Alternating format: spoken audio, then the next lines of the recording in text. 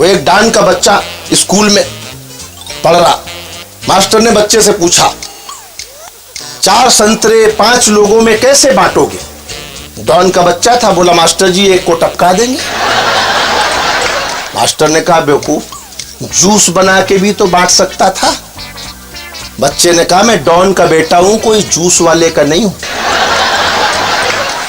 मैं क्या इस तुम्हारी पढ़ाई के चक्कर में, संतरे के चक्कर में अपना खानदानी धंधा छोड़ दूं?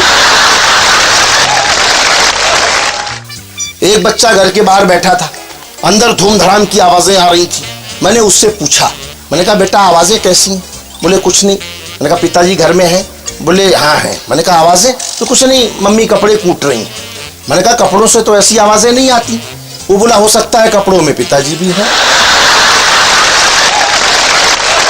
वो 2 बच्चे 12वीं क्लास में फेल हो गए तो बिल्डिंग की 10वीं मंजिल पर पहुंचे आत्महत्या करने के लिए।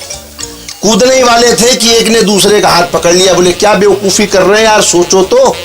घिसट घिसट के 12वीं तक पहुंचे, रगड़ रगड़ के। अगर कूद गए ना बेटा तो अगले जन्म में फिर से नर्सरी से शुरू करना पड़ेगा। मैं घर गया किसी बहुत सारे टूर करने के बाद, तो मैंने देखा कि पत्नी बोल नहीं रही, तो मैं थोड़ा खुश हुआ। मैंने कहा चलो बातें सुनने से बच गया। 5 घंटे हो गए तो मैंने बच्चे से पूछा, मैंने कहा बेटा तेरी माँ बोल क्यों नहीं रही? बोले कुछ नहीं पापा, लिप गार्ड मांगा था, मैंने गलती से फेविक्विक दे दिया। मैंने कहा तू बड़ा होनहार बच्चा है, रोज ये काम किया कर, तेरी एक चॉकलेट फिक्स। हर बात पे वाह होगी, हर बात पे वाह होगी, जोगी जी जब ले सबके खबर के चुप गई आवाज होगी। वाह जोगी जी, जोगी जी, वाह जोगी जी, जोगी जी, वाह जोगी जी। दोस्तों अनपढ़ बीबी को समझाया, पत्र लिखो तो ऐसे, ऊपर लिखो प्राणों से प्रिय, नीचे चरणों की दासी। पहला पत्र पढ़ा जब उसका सर चकराया मेरा, ऊपर लिखा चरणदास, नीचे प्राणों की प्यासी।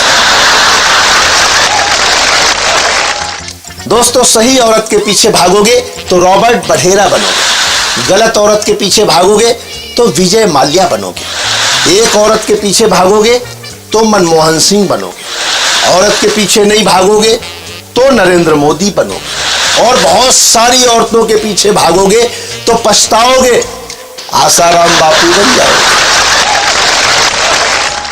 मेरे एक मित्र रवि राजावत निर्मल बाबा के दरबार में पहुंचे। बोले बाबा बड़े परेशान हूं, बहुत परेशान हूं बाबा। क्या हुआ? मुझसे लड़की नहीं पटती। बाबा ने पूछा पर्स में किसका फोटो रखते हो? रवि जी बोले बजरंग बली जी का। बाबा बोले दिग्विजय सिंह की रखा करो, कृपा आनी शुरू हो जाए। दोस्तों गांधी जी के एक दोस्त पर खून का झूठा इल्जाम लगा। गांधी जी ने मुकदमा लड़ा और उसे बचा लिया। वो गांधी जी का भक्त बन गया, शुक्रगुजार हुआ और बोला बापू कल जब आप नहीं होंगे तो हम बेगुनाहों को, गरीबों को कौन बचाएगा? बापू बोले चिंता ना करो, नोट पर लगी मेरी फोटो से सब काम हो जाएगा। एक कवि ने एक जगह एक कवि सम्मेलन में लंबी कविता सुना दी। वो सामने बैठा वीआईपी चल बसा, 80-85 साल का था, कोई नेता, कविता सुनने की आदत थी नहीं। कवि को गिरफ्तार कर लिया गया, अदालत में पेश किया गया, जज साहब के सामने ले जाया गया। जज साहब ने कहा कवि तूने इतनी लंबी कविता क्यों सुनाई कि देश का एक वीआईपी कम हो गया? तुझे सजा मिलेगी और फांसी की सजा मिलेगी, बोल तेरी अंतिम इच्छा क्या है? कवि बोला जज साहब वही कविता मैं एक बार आपको सुनाना चाहता हूं। भ्रष्टाचार की हालत क्या है? अदालत में वकील बहस कर रहा, जज साहब मैं कानून की किताब के पेज नंबर 15 के आधार पर अपने मुवक्किल को बाइज्जत बरी करने की दरखास्त करता हूं। जज ने कहा कानून की किताब पेश की जाए। मुंशी कानून की किताब लाया, जज ने पलट के पेज नंबर 15 निकाला, 1000 रुपए के 10 कड़कड़ाते नोट रखे। जज ने किताब उठा के दराज में रखी और बोला इसी तरह के 2 सबूत और पेश किए जाए। वो एक दादाजी 75 साल की अवस्था में योग सीखने पहुंच गए। कपाल भांति, अनुलोम विलोम, धका धक धका धक धका धक, 90 साल तक जिए। मरे तो डायरेक्ट स्वर्ग। देखा अप्सराएं डांस कर रही, क्लब चल रहे, शराब बट रही, मौज मस्ती हो रही। दादाजी थोड़ी देर तो ड्रामा देखते रहे, भौचक्के रह गए। फिर माथे पर हाथ मार के बोले, ये रामदेव ने मरवा दिया, वरना 15 साल पहले यहां आ जा। जीवन के प्रति मोह तो कम हुआ है। ये घटनाएं हमें संदेश देती हैं।